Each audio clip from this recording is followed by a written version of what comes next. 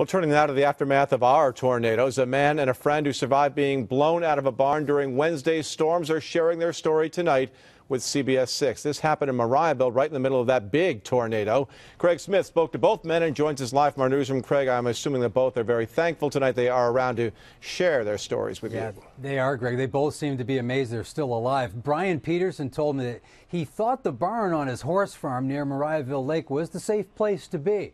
And then he went flying, he says about 30 yards, and landed on gravel. His friend, Kacey Bradt, was right there, grabbing onto a large post, holding on for life. Oh, God. It just, the door kind of did a few little floppy-flop-flops.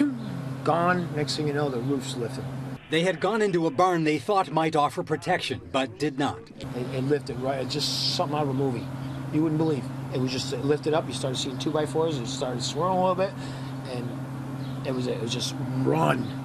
Then grabbed an 8x8 post, and he had a bright yellow shirt on. He just got home from work a few hours earlier, and he got slung right out the door, 5 to 6 feet off the ground. And it just kind of picked me and threw me right out the front door. And that pole was shaking in the whole building.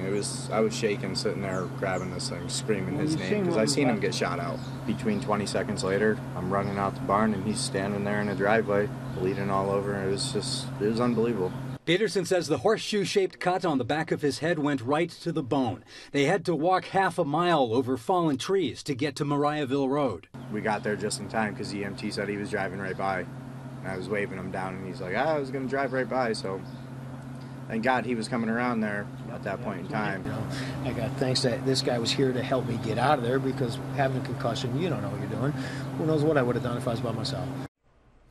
Pedersen says he and Bradt and a couple other friends built that barn over the last 2 years. He says it was almost complete. He said he will probably rebuild it. Craig Smith, CBS 6 News.